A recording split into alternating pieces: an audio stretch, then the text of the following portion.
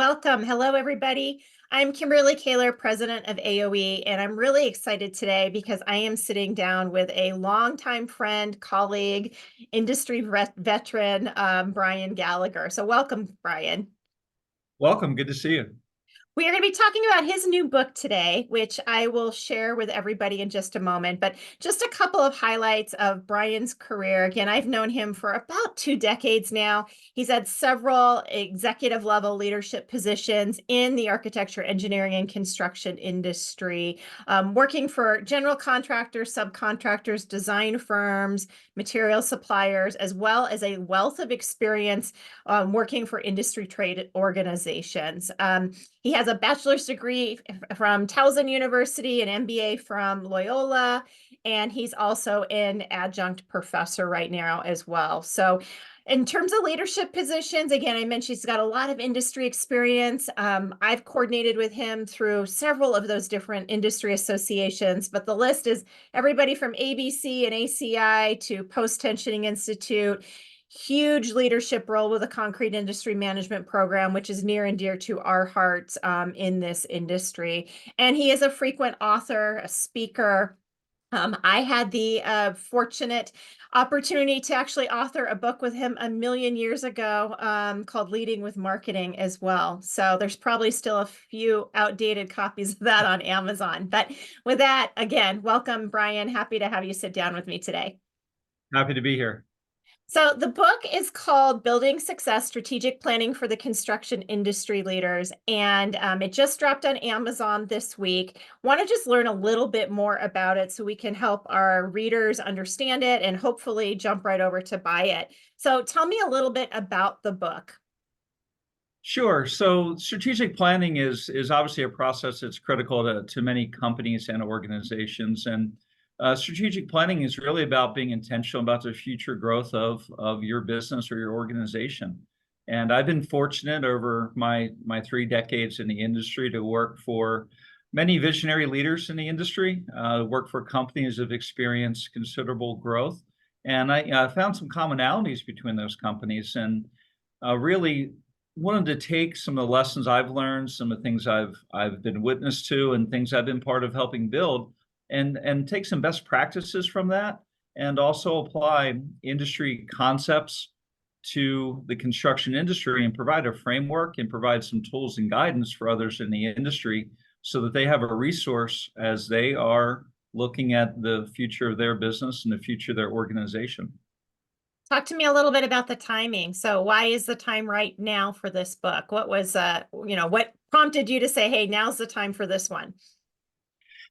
Interesting question. So the concept for this book actually originated probably about 8 years ago. I was at a trade association meeting, and after one of the events, I was sitting down with a couple other construction industry executives that were really talking about their business and some of the struggles that they were facing about growth, and that really planted the seed for me. And candidly, flying back from that association trade group meeting, I started to put an outline together of some things I thought could be helpful. And actually, I followed up with one of the individuals and sent him the outline with some things for him to think about for his business. And that became the basis for the book. And over the next 8 years, I started to put some bits and pieces in that. As you know, I travel a lot, so I do have a little bit of free time to write and think about things.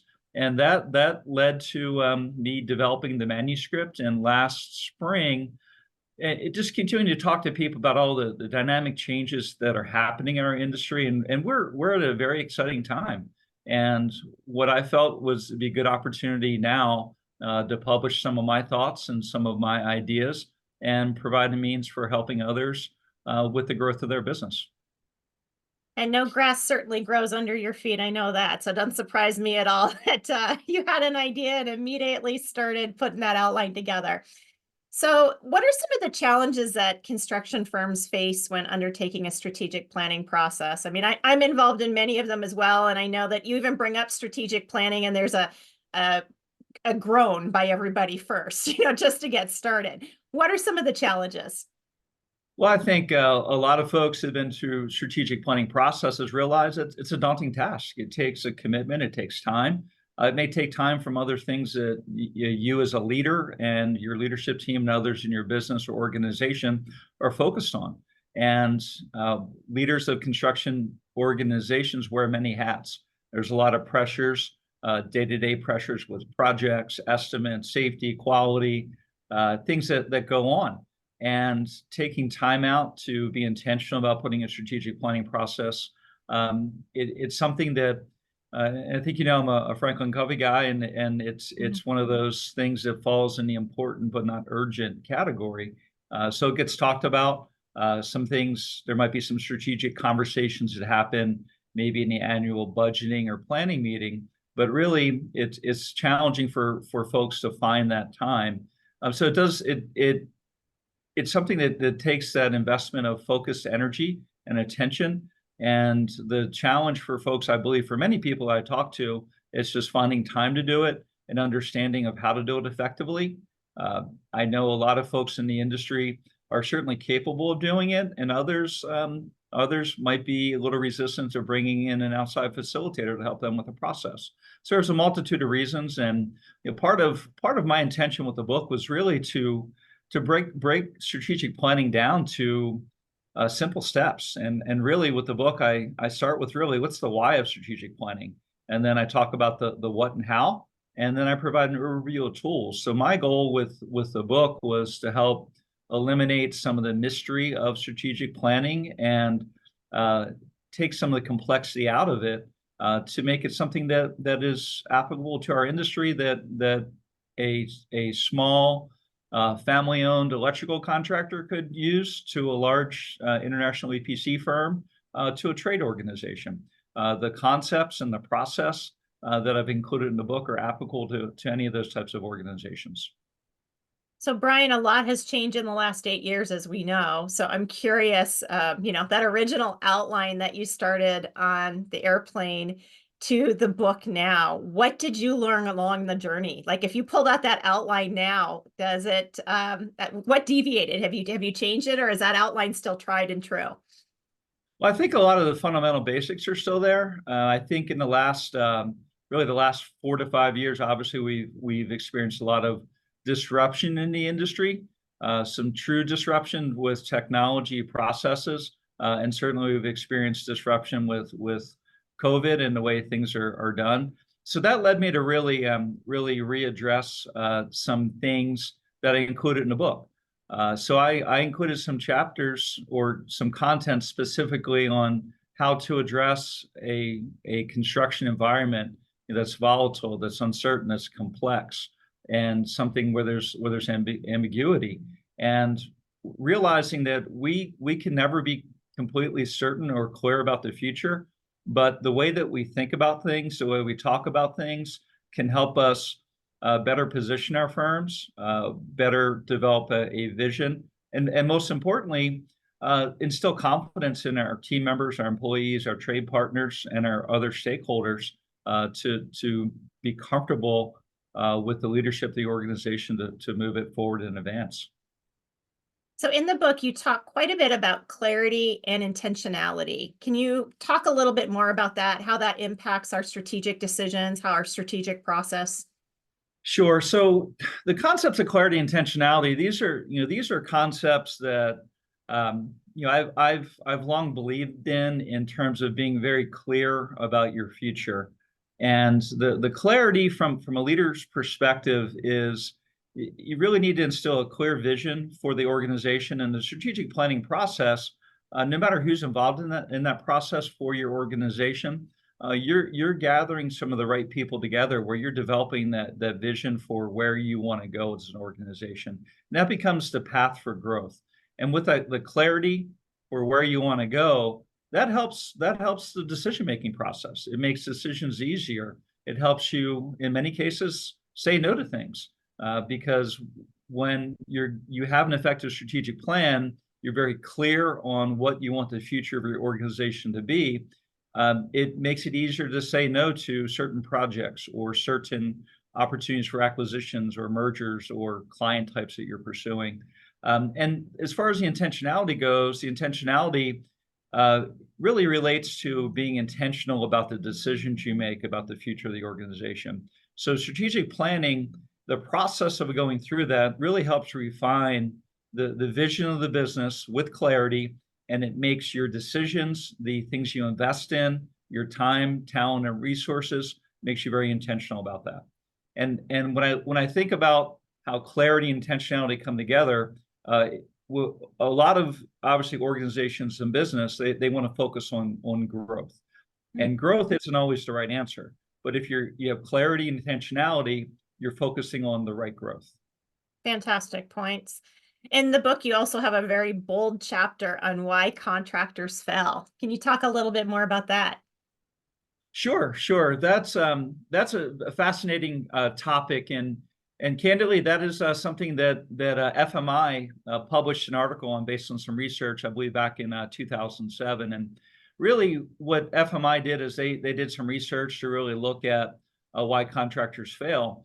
And in addition to that, I did some additional research on my own and really looked at the success of companies and candidly the failure of companies. And if you look at on the broader scale, the original Fortune 500, which was published in 1955, today only 52 of those companies still exist.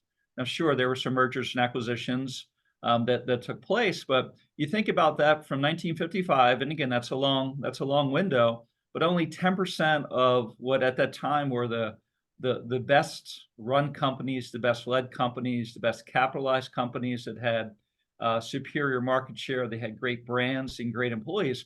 Only 10% of those companies exist less than a century later.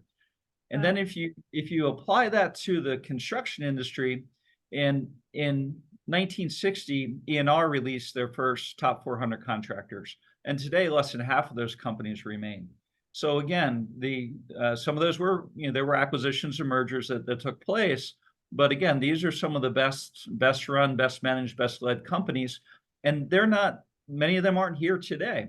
And I go back to some of the reasons why those businesses and companies fail. And I think what FMI did in their study from 2007, and they also updated that, I believe in about 2020, is they really looked at what are the key factors for why companies fail. And I think folks that would read the FMI report and study and articles, and also look at how I cover it in the book, it's things that are somewhat surprising. Some things that aren't surprising include things like poor strategic leadership, where they didn't have a plan for the future. It led to bad decisions. So lack of vision, having unclear strategies, led to some of the companies making bad decisions about expansions, acquisitions, the project types that they would take on. Another thing they cited was excessive ego. And if you read the study, it talks about how oftentimes leaders of some of the construction companies felt too confident and they were too comfortable taking on risk.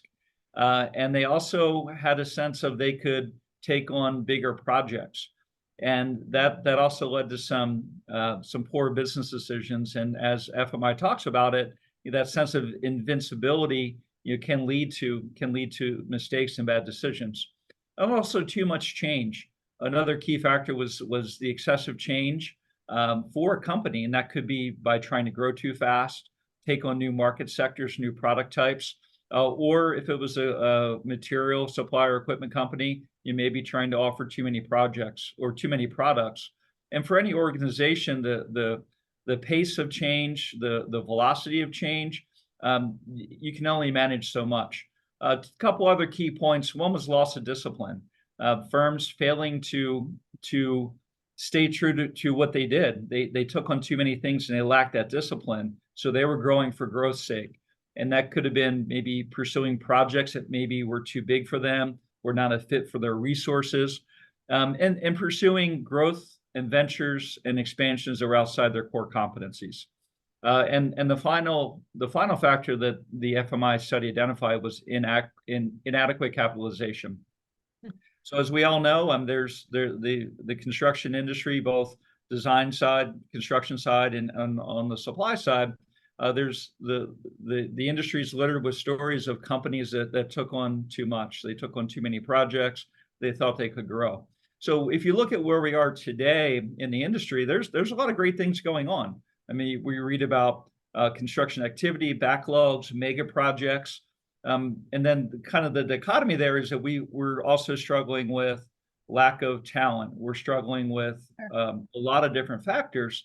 So while things are good for most segments of our business, a lot of the things that this why contractors fail information from FMI pointed out is a lot of the reasons that contractors fail, these happen during good times versus happening during in bad or economic downturn times. So my point of painting the backdrop of why companies, both Fortune 500 and ENR 400 companies fail, is that they lack a strategic plan. So if you look at the 5 points that were outlined by FMI, each of those key things can be addressed by having a strategic plan that is clear and intentional about the future of the company, what types of things you're going to do, project size, market types, expansion. And if you have that plan, it's implemented, and you have the discipline to operate by that plan, it doesn't guarantee success, and it doesn't guarantee that a company's not going to fail, but it includes the probability of success. So that's a really nice segue, I think, to talking about just a strategic mindset. Because we all know you can have a strategic plan, and if you lack that discipline, if it sits on the shelf, even if it's that virtual shelf, you have to integrate a strategic mindset into everything you're doing. Can you talk a little bit about that? Sure. So when I think about a strategic mindset as it relates to the construction industry, when you think about reasons companies are successful, it typically boils down to operational excellence, their ability to perform work that is on budget, on schedule, meets quality, safety. So there's many companies in the industry that are just operationally excellent, and they grow through that operational excellence. They're performing, they're doing more work for their existing clients. Maybe they're doing work for new clients in their core or adjacent markets. But when it comes to strategy, a company can really only grow so much by being operationally efficient or operationally effective. So strategy comes into play when you're being intentional about thinking about where you're going to grow. What's your value proposition? What are your differentiators? What are your competitive advantages? How do you apply those to the market? How are you making choices on the markets, the industries, the clients, and project types that you want to go? So the strategic planning process helps you through that. And the strategic mindset is something that you need to go into a strategic planning process and get alignment from all the people that are involved in the process. And the strategic mindset, really the difference there is critically thinking about the future of your business and overcoming maybe internal biases, maybe overcoming history or perspectives that might exist in the organization. But it's just really about strategically thinking about the future of your business. And I like to always thinking about a strategic plan, starting from the perspective, not just from your company and where it is today, your current clients, your current locations, your current people and capabilities, but really starting from the standpoint of asking the question, if I had the resources to start a business in this industry today, what would it look like? What are the opportunities in the market? What are the clients demanding? Where are the gaps in the market? And where's the opportunity for us to develop a business, and what's the strategy? So a strategic mindset is something that it's different than a strategic plan. It's more about how you're thinking about the business. And again, I go back to those two terms, clarity, intentionality. It's getting that clear vision for where you want to be in the future and the intentionality of the steps that you're going to take to get there. So that whole ingenuity, brainstorming phase that we've often overlooked in strategic planning is key. So I appreciate you bringing that up. Brian, that's a really nice way to tie everything up. So great answer to that final question here. I want to invite everybody watching. You can access and grab the book. Visit constructionstrategicplanning.com or brianpgallagher.com. And of course, the book is available on Amazon as well. And the book title is Building Success, Strategic Planning for Construction Industry Leaders. Brian, anything else you want to share with the group today before we sign off? No, I appreciate the time today. The only thing I'd like to say to everybody is those that are in leadership positions of construction companies, trade organizations, design firms, we all have an obligation to the future of our company, the future business opportunities for our employees, for our trade partners. And it really comes down to us to be intentional about spending time to think about the future of the business. And my goal was to stimulate some thinking for people and really provide some tools and maybe a pathway.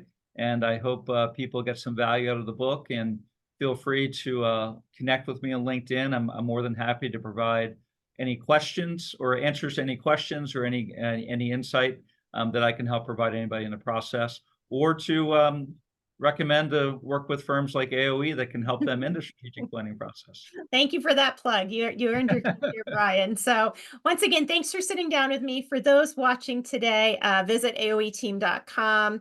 We've had a long relationship with Brian, and it's really exciting for us to see him continue to bring industry leadership to our marketplace. So have a great day.